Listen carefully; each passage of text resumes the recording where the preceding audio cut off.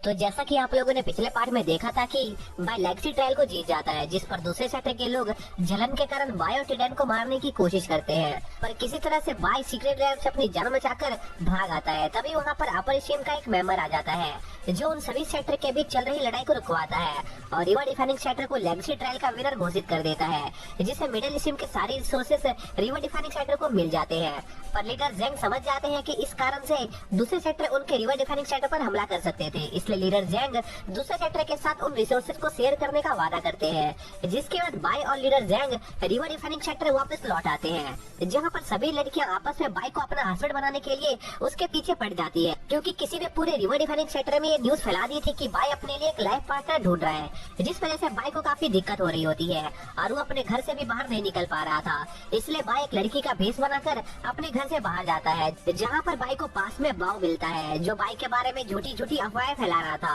अब आगे तो इस पार्ट की शुरुआत में हम देखते हैं कि बाव सभी लड़कियों को बाय के बारे में गलत गलत इन्फॉर्मेशन दे रहा था और बाव ही वो शख्स था जिसने पूरे रिवा डिफाइनिंग सेक्टर में बाय के बारे में झूठी अफवाहें फैलाई थी, ताकि वो बाय के ऊपर लिखी अपनी कुछ बुक्स को बेचकर काफी सारा पैसा कमा सके। पर तभी वहाँ पर बाय अपना भेष बदल कर पहुँच जाता है, जहाँ पर बाव बाय को देखते ही पहचान जाता है कि बाय भेष बदल कर अपने घर से बाहर निकल गया है और अब उसकी खैर नहीं है। बाव बाय के सामने अपने घुटनों के बल बैठकर उससे अपनी गलती के लिए माफी मांगने लगता है, पर बाय बाव को माफ करने से साफ इनकार कर देता है और उसे वो डिवाइनर को सजा देने का फैसला करता है, जिसके लिए बाय उन दोनों को भी उसकी तरह लड़कियों वाले कपड़े पहनकर रोड पर घुमा रहा होता है। जो देख बाव बाय से कंप्लेन करता है कि बाय उन्हें कुछ ज्यादा ही सीरियस पनिशमेंट दे रहा था, जिस पर बाय बाव पर चिल्लाते हुए कहता है कि उसकी ऐसी हालत भी सिर्फ उन दोनों की वजह से हुई थी, इसलिए बाय उन दोनों को चुपचाप उन कपड़ों को पहनने रहने को कहता है। तभी वहाँ पर मानी आ जाती है जो काफी खूबसूरत दिख रही थी और मानी बाय को उसके साथ उसकी बोट पर चलने को कहती है, जिस पर बाव और डिवाइनर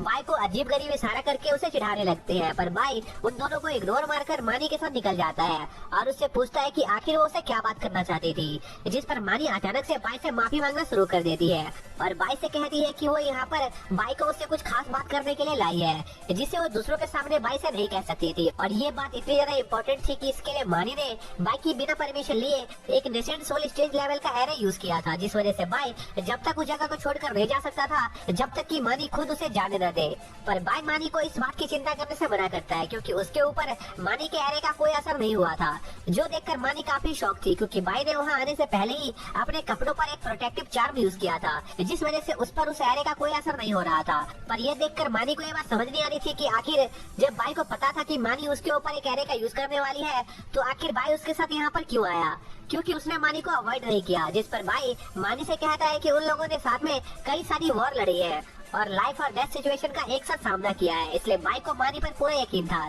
कि वो उसे नुकसान नहीं पहुंचाएगी। ऊपर से मानी ही वो शख्स थी जिसने टिडेन के हाथों बाय को वो सारे कपड़े और मेकअप भिजवाए थे, जिसकी मदद से बाय अपना भेष बदलकर अपने घर से बाहर निकल पाया था, इसलिए वो मानी पर यकीन करता था और उसकी बात सुनने के लिए तैयार था। जिस पर मानी बाय को सारी बातें पूरी तरह से सच सच बताने का फैसला करती है, पर मानी को ये नहीं पता था कि क्या बाय उसकी असलियत जानने के बाद भी उस पर इतना भरोसा करेगा या नहीं। जिसके बाद मानी बाय को अपनी स्टोरी बताना शुरू करती है, जिससे बाय को विजन आना स्टार्ट हो जाते हैं और वो खुद को एक रेगिस्तान जैसी जगह पर पाता है, जिस पर मानी बाय को बताती है कि इस जगह को वाइल्डरनेस कहा जाता था, जो कि एक ऐसी जगह थी जहाँ पर हेवन रीचिंग रिवर नहीं बहती थी और उन जगहों पर स्पिरिचुअल एनर्जी का एक कतरा भी मौजूद नहीं था और यह जगह ही मानी का होम टाउन भी था। साथ ही मानी बताती है कि वाइल्डरनेस में मौजूद लोग अपर स्ट्रीम से काफी ज्यादा नफरत करते थे, क्योंकि वो पूरे हेवन रीचिंग पानी को अपने कंट्रोल में रखते थे, इसलिए वो अपर स्ट्रीम को डिस्ट्रॉय करना चाहते थे। जो सुनकर बाय को ऐसा लगता है कि मानी और उसके लोग उनके रिवा डिफाइनिंग सेक्टर के लिए काफी बड़ा खतरा बन सकते हैं, पर मानी बाय को समझाती है कि बाय को उनसे घबराने की कोई जरूरत नहीं है,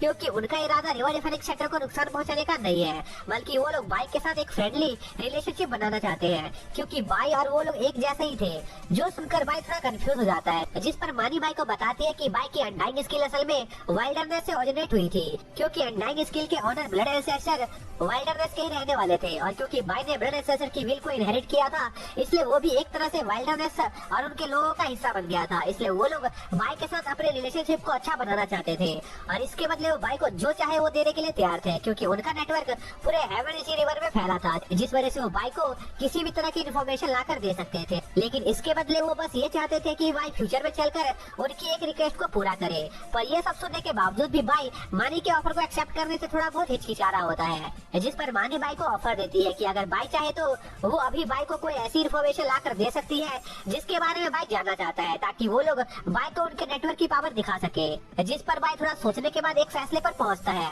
और मानी को उसके लिए एक शख्स के बारे में पता लगाने को कहता है, जिस पर मानी बाई को उसके इस फैसले के बारे में एक बार और गौर से सोच लेने को कहती है, क्योंकि उनका नेटवर्क काफी ज्यादा स्ट्रॉन्ग था, जिसकी मदद से बाई किसी भी तरह की इन्फॉर्मेशन पा सकता था। इसलिए उसे अपने इस चांस को इस तरह छोटी मोटी चीजों पर वेस्ट नहीं करना चाहिए। पर इसके बावजूद भी बाई अपने फैसले पर अड़ा रहता है और मानी से कहता है कि वो जिस शख्स को ढूंढना चाहता है उसे वो स्पिरिटिसिम और ब्लडिसिम दोनों सेक्टर में मिल चुका है, लेकिन वो अचानक से कहीं पर गायब हो गई है। इसलिए बाई उस शख्स की असली पहचान जानना चाहता था और उस शख्स का नाम फाई होता है। जिसके साथ ये पार्ट यहीं पर खत्म हो जाता है।